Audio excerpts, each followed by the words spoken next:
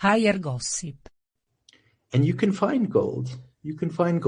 But often foreigners will come and they'll try and find the gold, but they're too ambitious. If you're ambitious, you'll never find the gold. Yeah. If you're ambitious, you'll never. It's like a fairy tale. If you look for true love, so you'll probably find the gold because you came to Colombia for love and not for gold. Well, I stuck my hand in a hole in the ground and I was just like this, No, but he said once you covet it, you won't get it. So it's also like a mixture of like Christian, virtues. Like if you are humble enough, the gold will come. It's true. I agree with that.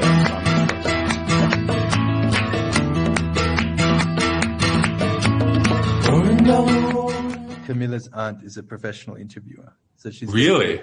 I did not know that. Yeah, and she interviewed Richard Ford the other day. And, oh wow! Yeah, she's like like Salman Rushdie, Richard Ford. You name it, she interviews it. So tell the story of Richard Ford's. Like she did. So there's this thing called the Hay Festival, which is a literary festival in Hay on Wye, in Britain, and then they have a version in Cartagena, which writers like to go to because you get like a all expenses paid trip to Cartagena in the last week of January. So if you're coming from like anywhere in the Northern Hemisphere, it's a nice break from the winter. But this year it was all online, obviously. So I think Richard Ford was in New Jersey in fact a basement type space that looked very similar to where you are. It was garden apartment is the preferred term. It was a shack in the countryside. It was like a repurposed barn. Okay. Well, that's the nice thing about it. Like you are in my mind, or you can put people anywhere you want.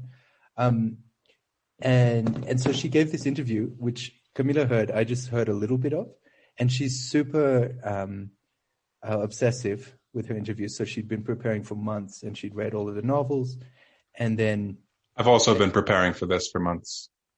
Well, I was going to say, I mean, it shows. So a large corpus of published works that you have to read. Yeah. We send them in like one. It's like an A4 letter. It has all of the published works. Mitos Magazine, volumes 1 through 4. Mitos, check it. Shout out to the boys and girls at Mitos. But the point is, this interview, as this one will, that interview went really well with Richard Ford. And so I think he what was the thing he said? She said that, he and his wife are an item. I think he dedicates all of his books to her, and they've been together forever, and they don't have kids. And I think nobody likes him anymore because he spat on Colson Whitehead. And so that was a real mistake, huh? Yeah. I studied with Colson Whitehead. Oh, wow. Yeah. And I think he brought that up in the one class that I missed. But yeah, that was a big career mistake. Yeah. That was back in the days when you could spit on people and it wouldn't necessarily get around. Could have gone either way. Norman Mailer stabbed his wife, and that didn't do much to harm his career. This is just some spittle. Anyway. Yeah, that's right. Continue. Adele Morales. I have a story about that actually, which is that in Cartagena, I'll try and tie all of these vignettes together. Yeah. But in Cartagena, once we were there around a swimming pool, and there was this woman called Dorita, who's Colombian, but sort of lives between New York and Colombia. And one of her kids had been good friends with Norman Mailer in New York. And so she was talking, and she was like, Norman Mailer gets such a bad rap, but think about it. He married 6 women, and he only stabbed 1, and it was the Latin wife. She's Latin. And she's Latin, and I was like, what the fuck? In what sense are you saying that? And I always wanted to ask wasn't a joke. That wasn't a joke. No. It was it was a reason. It was a reason. And she was like which one it was. Guess which one. It's like 5 out of 6 managed to not get stabbed. Things were different back then. I've also seen, I think there's a C-SPAN recording. For some reason, it's like the feminist movement and Norman Mailer. Of Germaine Greer. Yeah. You've seen this too. And he sort of he tries to preempt it, like sort of like B. Rabbit in the great film 8 Mile. He begins by saying, okay, we all know I stabbed my wife, so let's just get that out of the way. And you're just like watching it, like, like, oh, that was a rhetorical strategy that had some chance of working. Then I don't know. Yeah, it's an odd document. Yeah, there's also a great moment there where Germaine Greer is talking, and a woman just comes out of the crowd and like starts embracing her. And it's like, who needs men? Fuck men, etc. And Germaine Greer is like, I don't know if I like this person. And then Norman Mailer just jumps out of his chair and he's like, now listen, I could get out my little Jewish putz and just flop it out here, and we could all have a good laugh.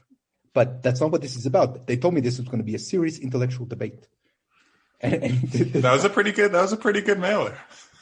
I've been preparing for this interview. So yeah, that all happened. Have you seen Germaine Greer's interview with Martin Amis? I just wrote about Martin Amis. No. Because she was ensorcelled by him at the time. Yes. I believe. And there was some. There's this great line, I think I included it, where they're talking about the novel Money. He had just written Money, featuring the ugly, drunken, misogynistic protagonist John Self. Mm-hmm. And Martin Amis is also in the novel. And Martin Amis, the person, is describing Martin Amis, the character in the novel. And Germaine Greer says, and I won't try to do her accent, she says, you're describing Martin Amis as quite fastidious and quite prissy, really, whereas the Martin Amis that I know slightly bears more than a striking resemblance to John Self. And I know. And he makes the classic Martin Amis face, which I saw him make so many times, kind of like, this doesn't show up well on audio, but kind of he's got a face for podcast, and then it's just like cut. It's just a beautiful moment. There's an interview with I think it's like Kingsley Amis talking to Christopher Hitchens or something, and Hitchens is like, you have to understand that Kingsley Amis's life consists of getting up, going to see Lethal Weapon 3, getting hammered, rinse and repeat. And so he's like, I wanted to understand when Kingsley Amis became like this. And then he's like, Kingsley Amis, what do you read? When did you stop reading? And Amis is like, if it doesn't start with a shot rang out, I don't want to see it. I've heard that line before, yeah. Yeah, and he's like, literature these days, what's the point?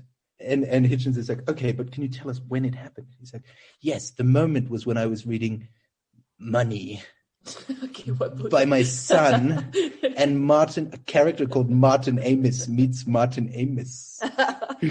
That's when I started watching Lethal Weapon. Yeah. Does he really say Lethal Weapon 3? No, Hitchens, like he feels. No, I'm just asking, is it the third Lethal Weapon? Actually, I think it is, like, yeah. That would just make it that much, because the third Lethal Weapon is not so good. Yeah, it really jumped all kinds of shocks. The first Lethal Weapon has that great scene where Mel Gibson's thinking of killing himself. Do you remember that? Yeah. It's just like A+ acting. He cries. Yeah. He's got the pistol in his mouth in his dirty trailer. Speaking of career moves, that would have been a good career move for Mel Gibson. Killing himself. If he had pulled the trigger at that point. Yeah, I don't know. I feel like he's too big to fail, you know? It's like, that didn't hurt him that much, right? He's still in flicks. Well, he is, and I feel like he manages to be behind, like he's like, I don't know, producer on things and gets money out of stuff. Yeah. Well, I was just talking. Go ahead.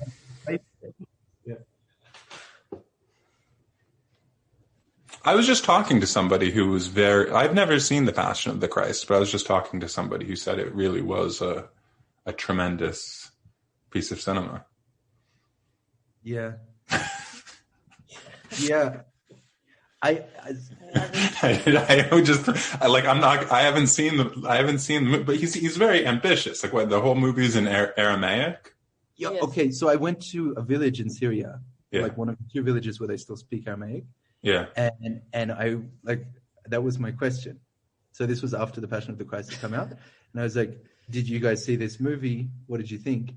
And of course, they'd all gone to see it because they were, and then they were just like, total Orientalism, like they fucked up the Aramaic. We didn't understand anything. There were a couple of words, but which made me wonder where he got his Aramaic from. But certainly the Aramaic speakers weren't. It wasn't up to snuff, huh? Did you meet any Zoroastrians?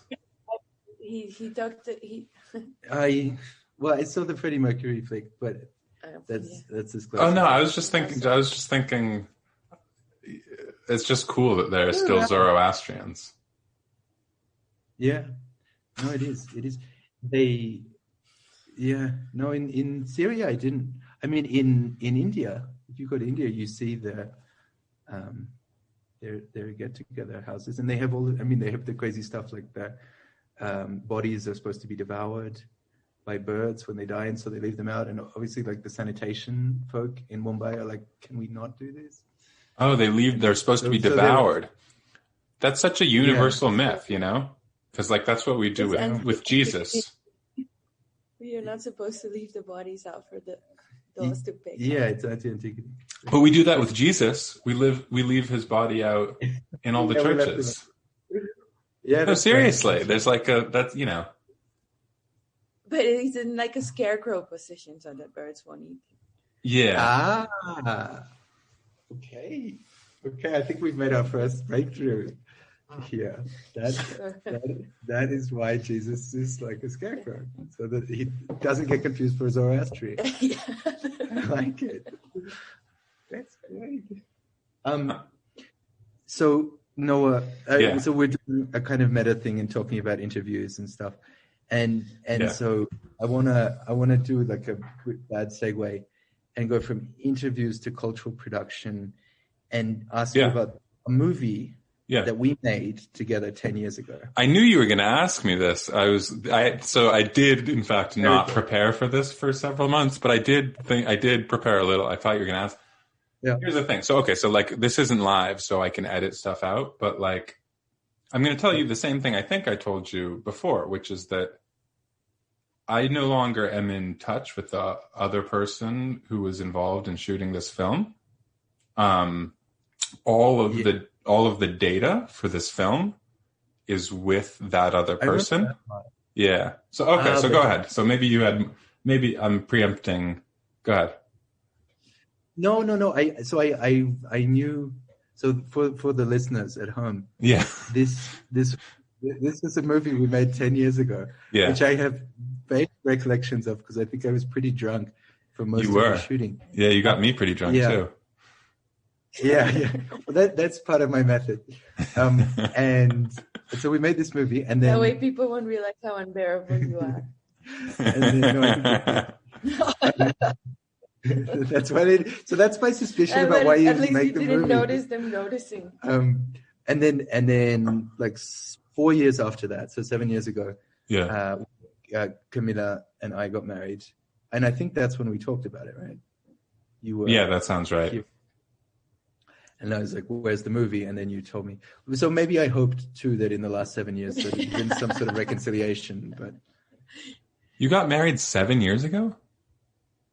No, Jesus. This is the pandemic. I mean, no one... Jesus Christ. It doesn't...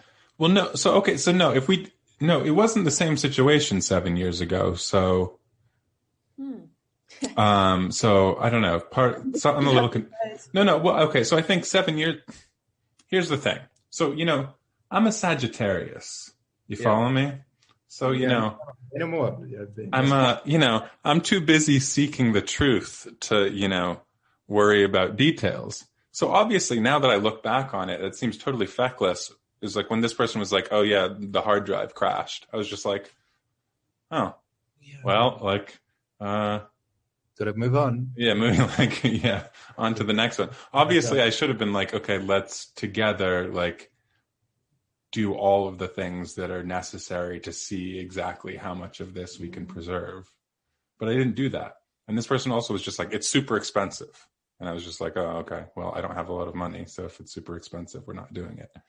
So, you know, I'm told that technology moves pretty fast. I don't know if maybe it's less expensive, if it's easier. I don't know if this person still has the hard drive. I know. I think we'd be affected by obsolescence at this point. Probably the format has changed.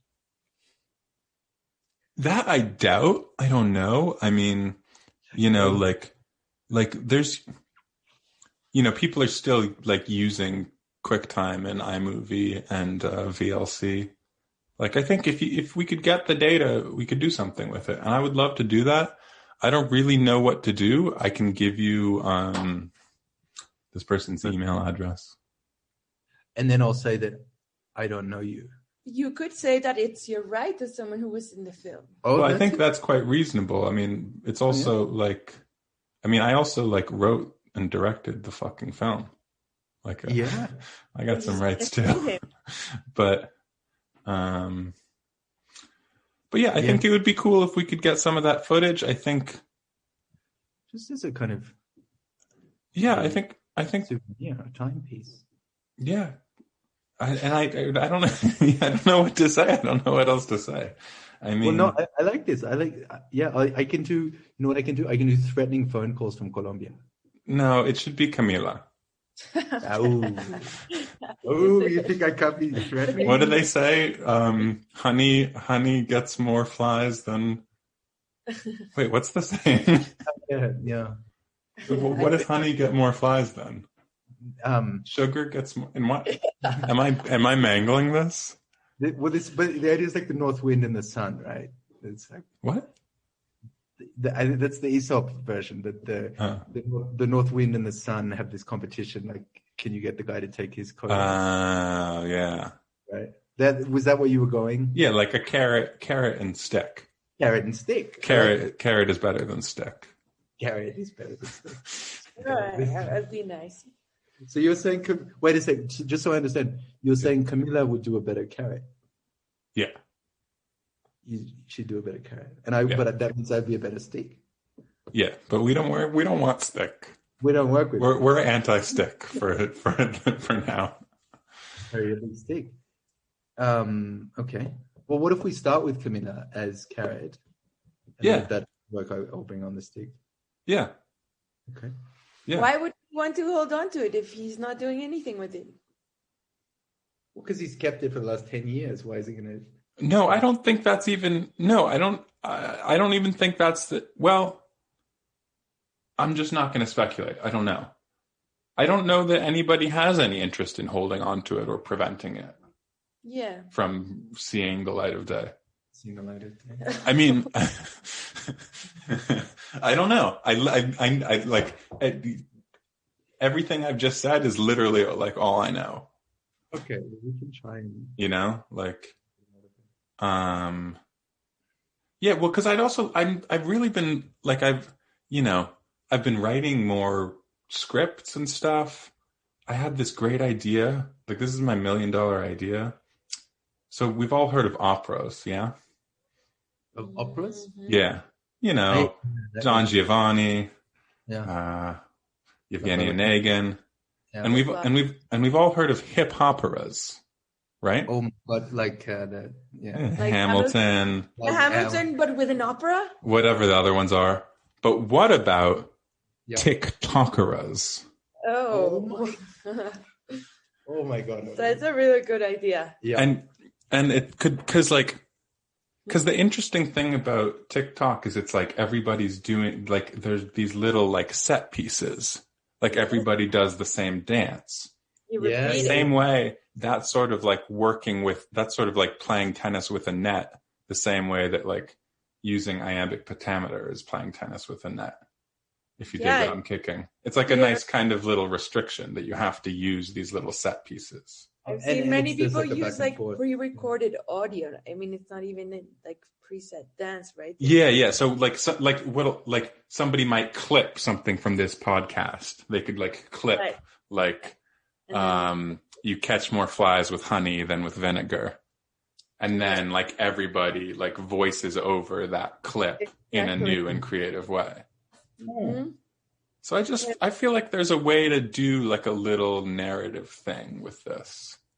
And so my first idea, do you guys know about Lorenzo da Ponte, I think his name was? He wrote the libretto for Don Giovanni and for Così fan tutti. He was both the first Jew to teach at Columbia University and the first Catholic to teach at Columbia University. He came to America after writing those librettos kind of with his tail between his legs for, having some affairs and stuff. And then he became a professor at Columbia, and I think he got chased out of New York, and he like ran a little bookstore in Pennsylvania. And then he died. So the TikTokera, Yeah. could in some way also be like a biopic. Oh no, sorry, I forgot the important. So he wrote Così fan tutte, which I've never seen. I don't know really anything about opera, but I just like the idea of it. And the basic plot is like maybe you guys already know it, but just so the folks at home are feeling cozy, it's like there are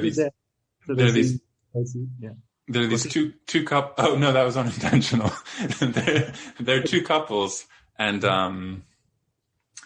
they're like very in love, and this like wise old man is like, oh, I can convince you to be unfaithful, right? And they're like, no, like we would never. And he's like, I know the ways of the world, blah, blah, blah. And there's like a bet. And he wins the bet, but I think it's happily ever after. This is my this is just how it is in my head. I have not even read it.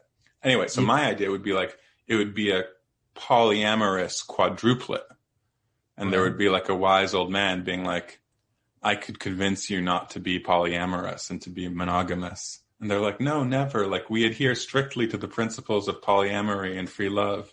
Oh, that's huge. So it's like a reversal. And it'd be called Everybody Does It. Reversal. Yeah. That's cool. So that's my $1 million idea. I like it. And we could make it topical with like a sort of pandemic setting. Totally. So it's like polyamory, sure, but in the pandemic, are you sure? Monogamy, stupid. Which one? But he's trying to push them into monogamy, yeah. Exactly. But if you've already been in your polycule, then it kind of doesn't make sense. If you're already in the poly bubble. Yeah. If you have a poly bubble. But you should give it a try. Yeah. Wait, you mean the TikTokera or polyamory? Polyamory. Both. You'd have to do research. Yeah, for research. It's super fun. Monogamy, polyandry. Is that true? No. No? No. I don't. Do either of you have any first-hand experience? No? Neither. No, we're neither monogamous nor polyamorous. We, just nothing. Just nothing. After the second baby's born, it's just. Yeah, I was gonna say. Yeah. I don't believe you because I have word that using an obscure alchemical process, the two of you brought forth a new miniature human being recently. Yeah, I was going to invite him. Transmuted a substance. We transmuted it. I guess Camila probably did a little more than you did. Yeah. I wove an umbilical cord with my brain. Have you ever done that? Is that a quote? It is now. It is now. That could be the TikTok. That's like, I wove an umbilical cord with my brain. Yeah. Whoa.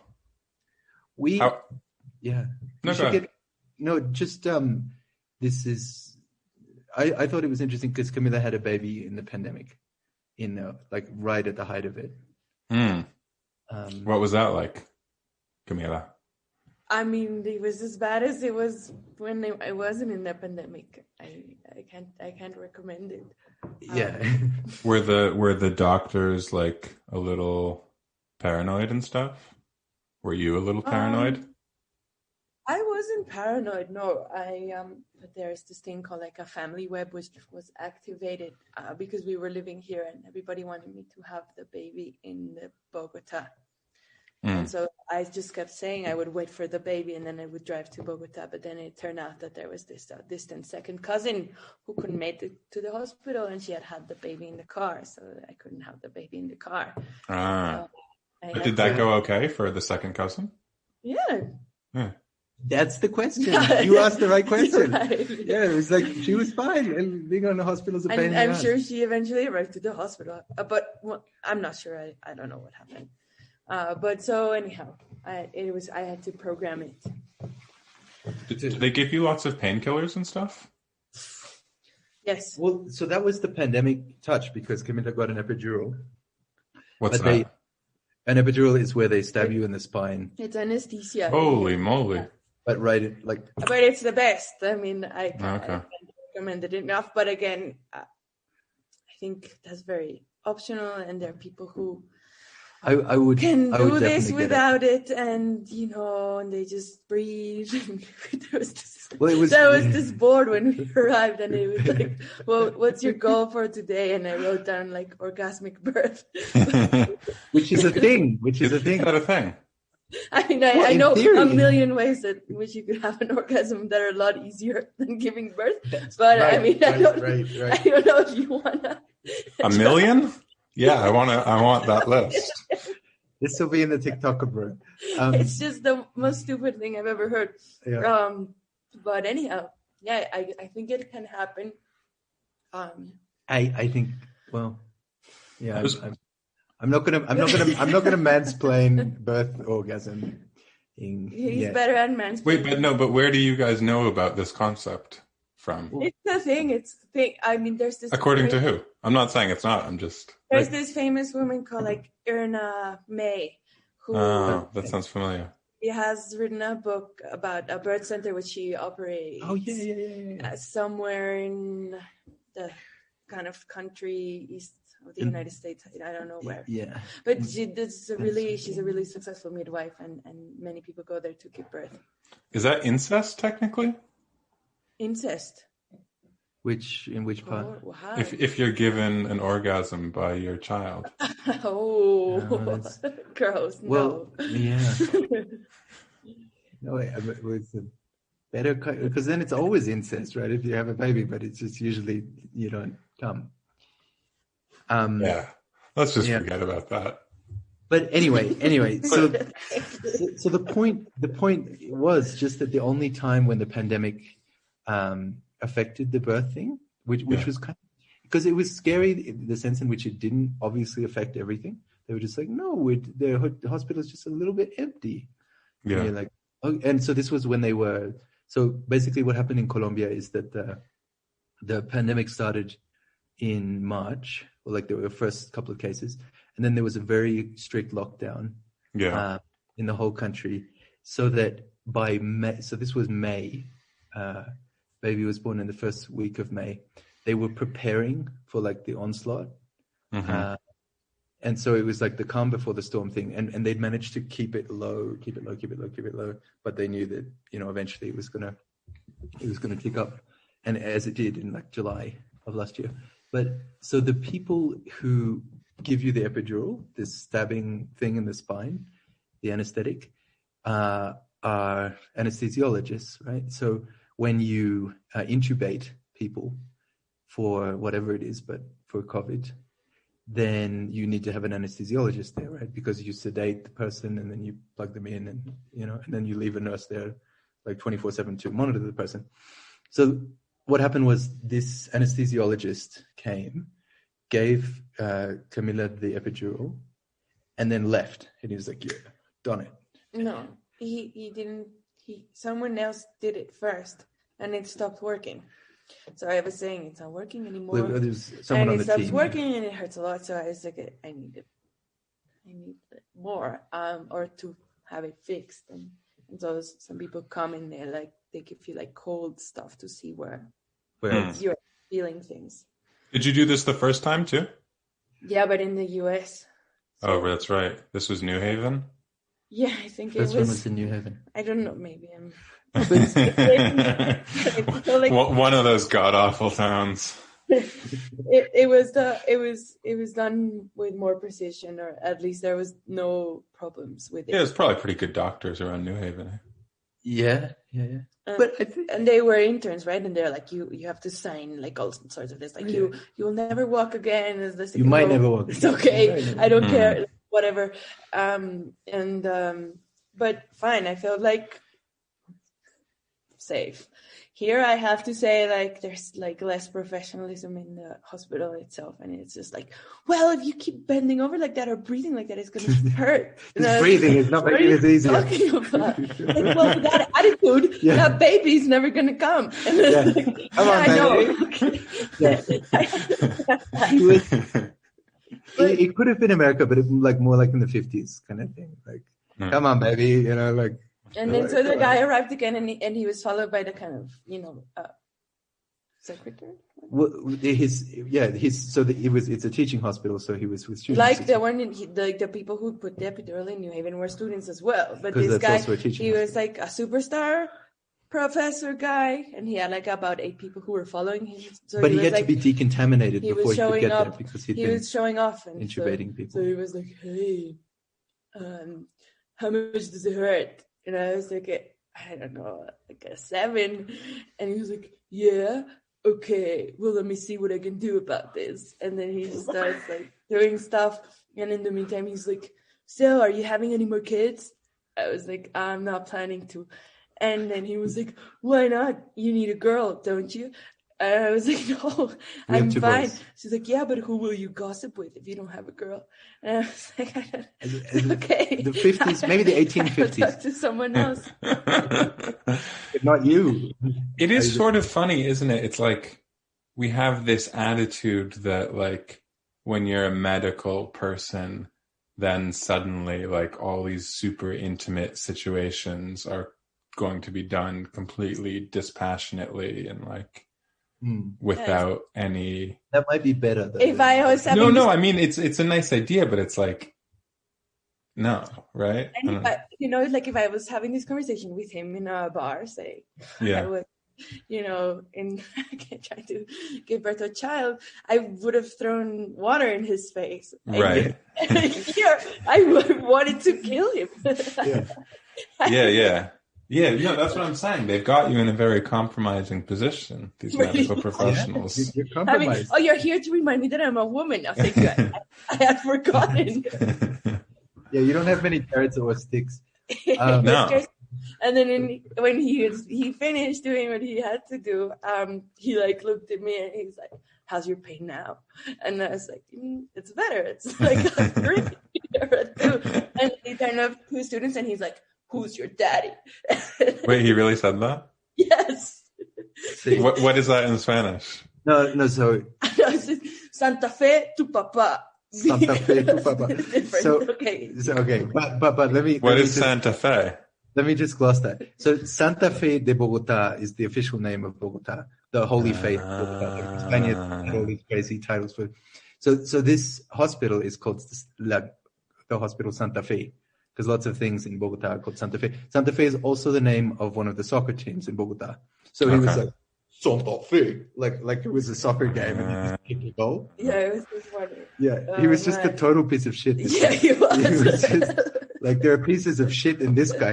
And the other thing was, I was there and I was like, hey, you're really funny and really, like, please keep anesthetizing my wife so that she doesn't die of pain. You go, son. And so he's like, yeah, I got this. Don't worry about it. And then he's like talking to Camila and he's like, so does the little lady have a job? Oh, that's right. Yeah. And Camila was like, I don't want to talk. And he's like, oh, the little lady doesn't like to talk, huh? Yeah. And like, well, actually, I'm a student. And he's like, well, she is a little lady, isn't she? She's still studying. Isn't that nice?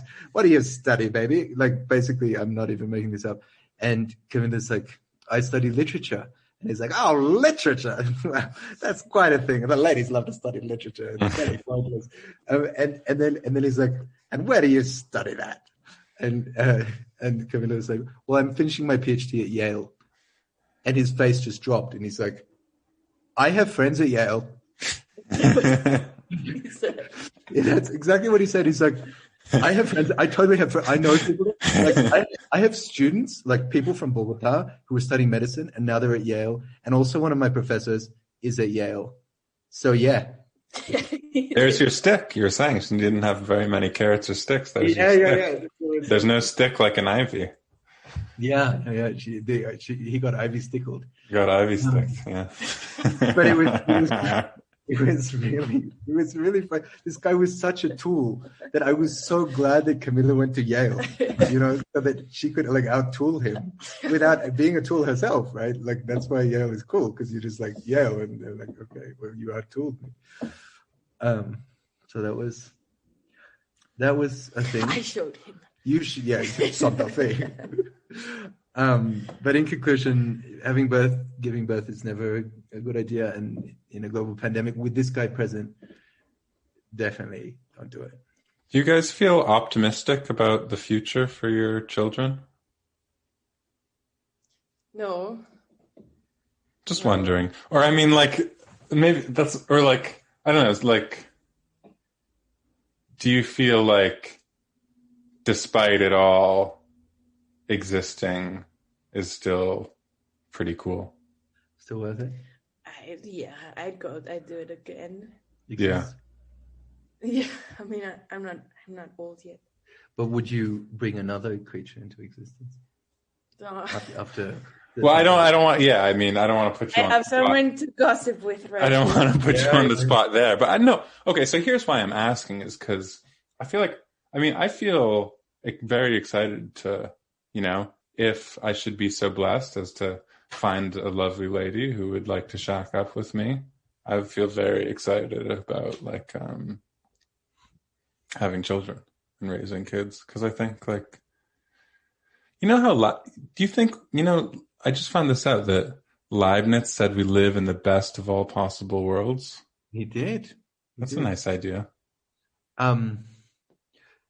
Right. He's also the only. Yeah. Right. Yeah. He didn't. It is not fighting against any other world, right? So.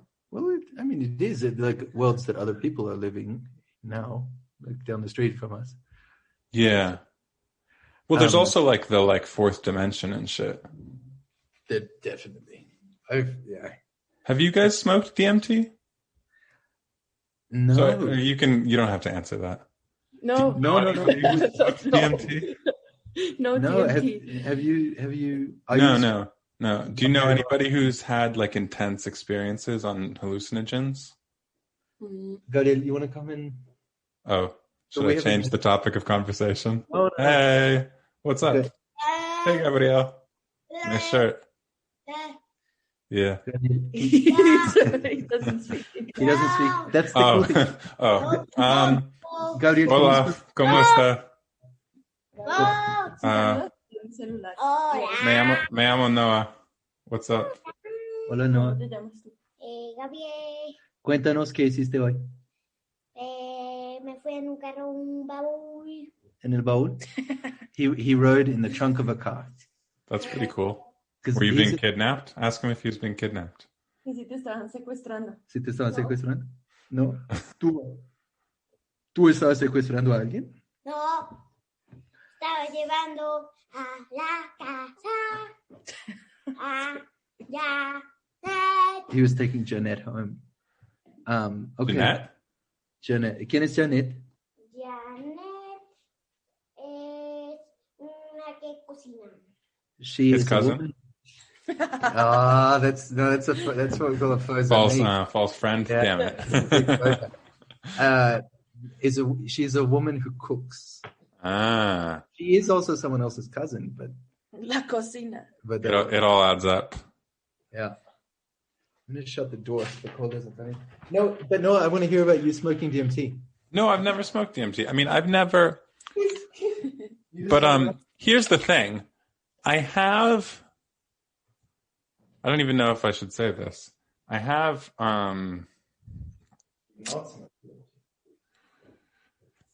I do definitely have the experience. I have had experiences which are difficult to account for rationally, that involve overhearing conversations that don't seem to be taking place in this dimension. And obviously the rational, these are just fake conversations that, there's some neurological explanation for them. You can look at anything like that in a number of different ways. What are being, is there like a theme to the conversation? It's always very banal, and it's like, somehow I never really want to write it down. And also when you write it down, it seems very stupid.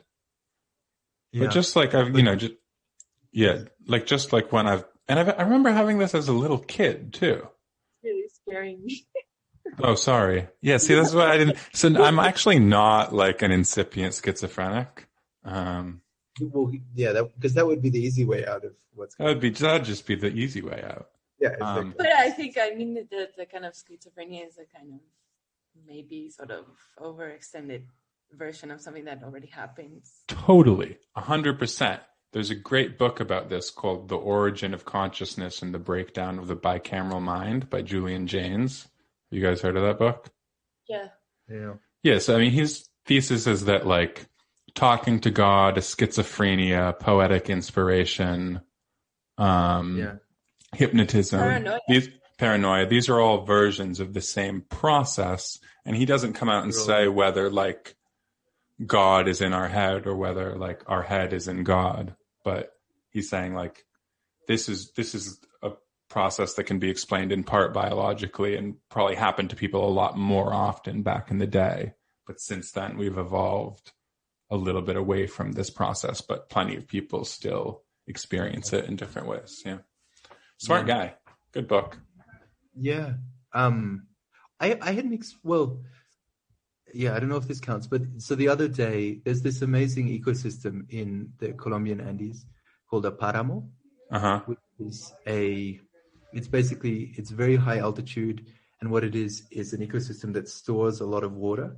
So you have these plants, like fern-like plants that store lots and lots of water. And then in the dry season, the water kind of comes down from this ecosystem to lower altitudes. And the whole thing is very majestic. And so we went walking in one of these páramos the other day.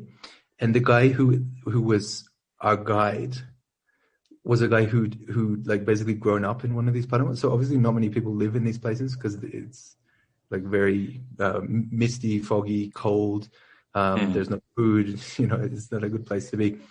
But this guy had basically managed to grow up in one of these places. And so we were going to see one of these high altitude lakes that you have around here, which are the kind of thing that inspired the El Dorado myth. Because people would throw gold in them, and there were rituals of walking around one lake and then walking to another lake and walking around it, etc. And so he was talking to us, and he was like, when I was a kid, or even now, people will come looking for that gold. And I was like, yeah, I mean, we've heard these stories before. But so how does the lake relate to gold specifically? Because these people who were Muisca, indigenous people, part of their sacred rituals involved not only gold, but throwing things in the lake as part of the ritual. So you would walk around the lake and then throw stuff in the lake. Okay. And the stuff, like votives, no? They're offerings. Yeah, like votive offerings. Exactly. Just a votive offering. And so the Spaniards, these crazy Spaniards came and they would like drain these lakes repeatedly and say, we tortured these people and they told us that so there has to be gold. And they would drain them and then they would drain them. And then like 2 generations later, someone would come along and say, we didn't drain it well enough. Like we're going to drain it again.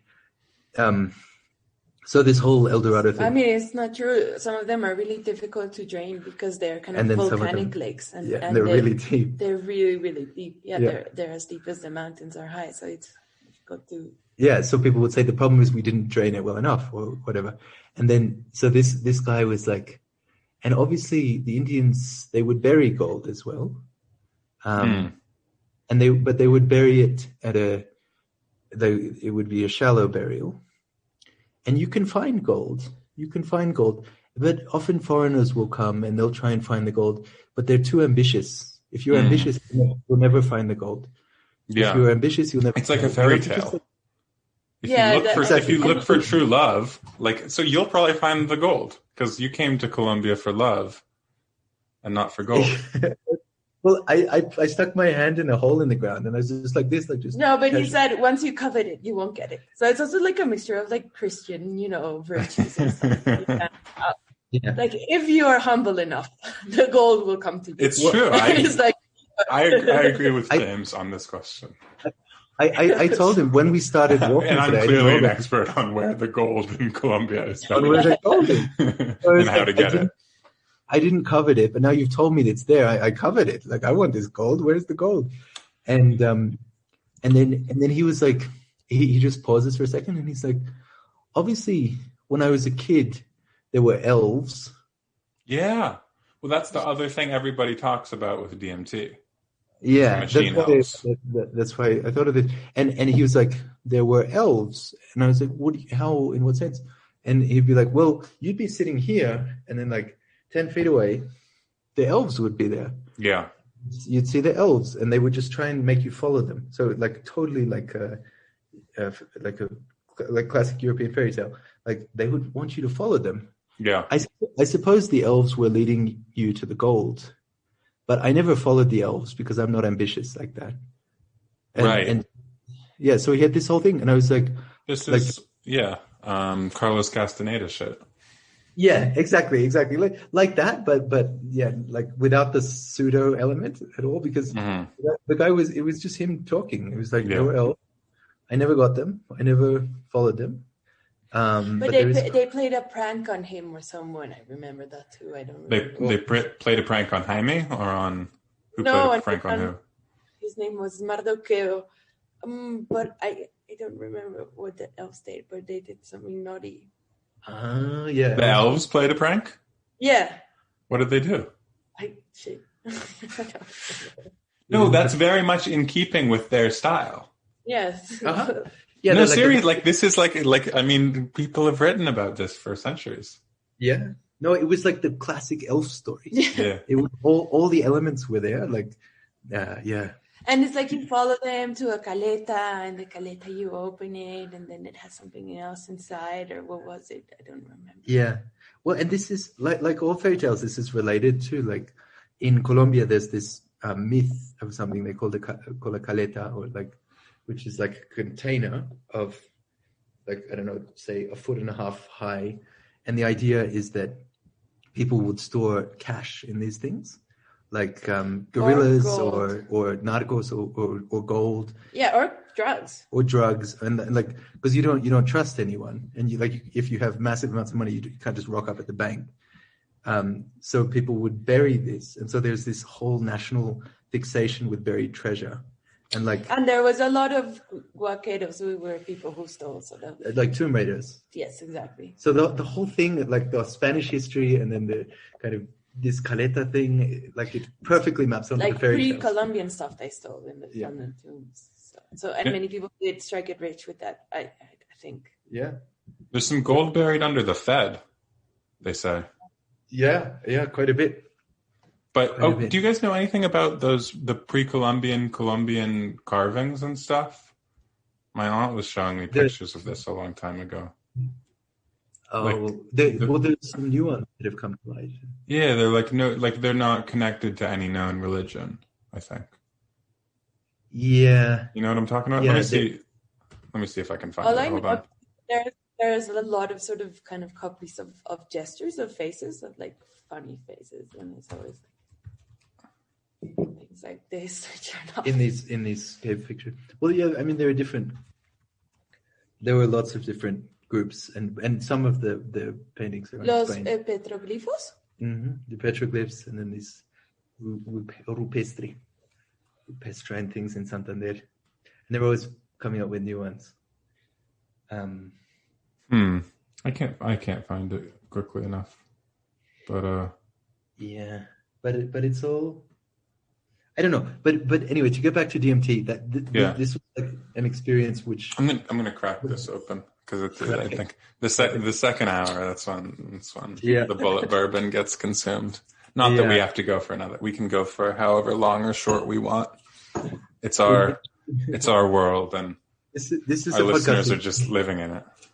It shall be entered into the record that Noah at this point opened a and for once in my life, hanging out with James, he's not instigating. It's purely of my own volition. I think just my presence. Yeah, it is just your. It's truly kind of true. Again, this was my other preparation. My first preparation was have an answer about the movie called Conceit, coming to a theater near you, 2027, starring James Rumsey-Merlan. And I don't know if you want. I can edit out your last name if you don't want to be associated with it, or with this podcast. And also starring some other people. Can I remember anybody? Yeah, Adria Teasdale. Yes. Susan Kirby. Yes.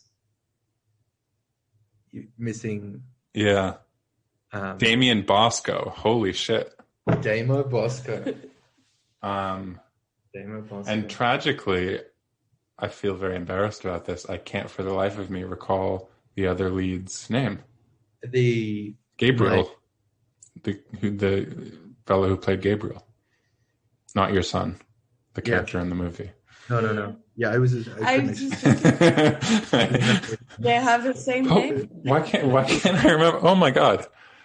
Maybe that's where the seeds were. Whatever. I don't know. Was it Tyler? No.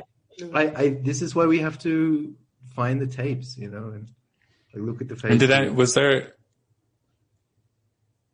And that was it. Yeah, it was a in the play I wrote. There were more characters, but we cut them for the screenplay. Just not to go back to this again, but the fact that you went through all the trouble of writing a script, actually filming it, having people act it, that's insane. Like you always think about those things and you did it, and then you lose the material. I'm a Sagittarius. Yeah, I know. I'm like like Da Vinci. Da Vinci never really cared that much about the finished project. It was just about the experience. That's why The Last Supper is fading. So in some ways, you could say I'm the Da Vinci of the 21st century. Of course. But no, you know what this?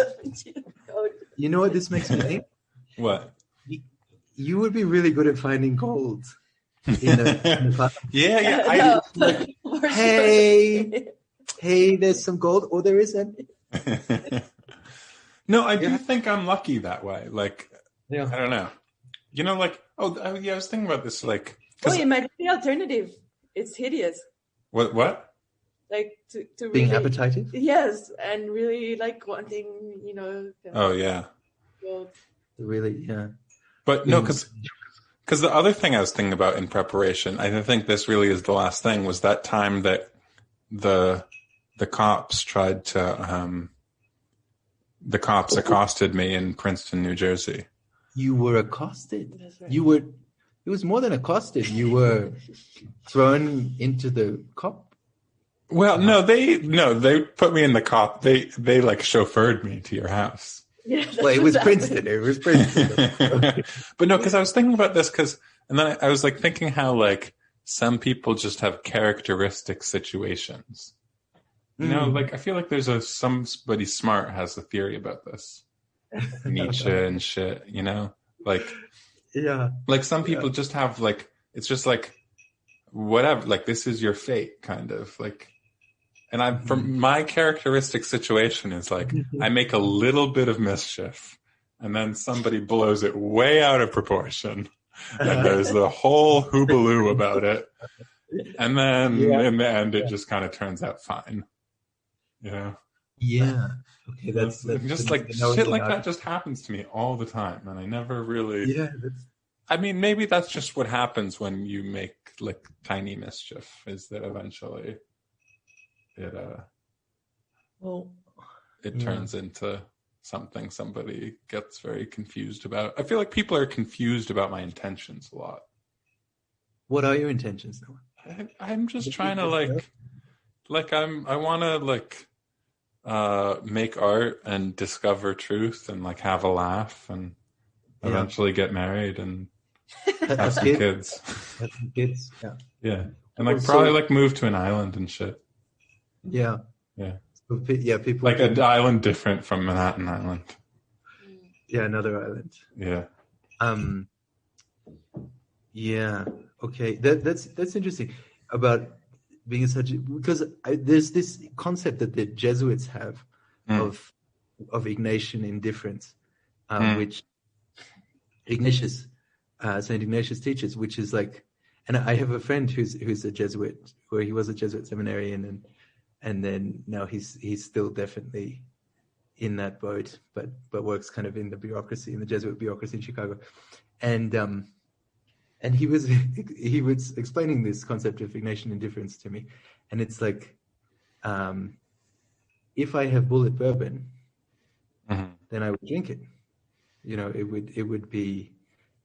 would be protesting too much not to drink the bullet bourbon. Right. What I won't do is covet the bullet bourbon. Right. If I don't have it. But the weird thing about you, and so you're on the Ignatian indifference spectrum, but it's like you can covet things, like making a movie, and then you just stop coveting them. You know? Yeah, so, I think that's what confuses people. Yeah, no, because I get very gung ho about things, but then I just kind of stop. Yeah, you're an Ignatian problem. Speaking of gung ho and things, what's going on with Mitos Magazín, Camila? It's still going. I think I've alienated all the people who were helping me do it. You've alienated them all? Or they've just, gone through better things, and I've kind of made it more of a personal project. So right. It's really cool. But yeah, people are still writing, and there's the next step, which will be another writing contest, and this time is about writings about personal private libraries. Oh, cool. People who are writing about what they have, what they've read.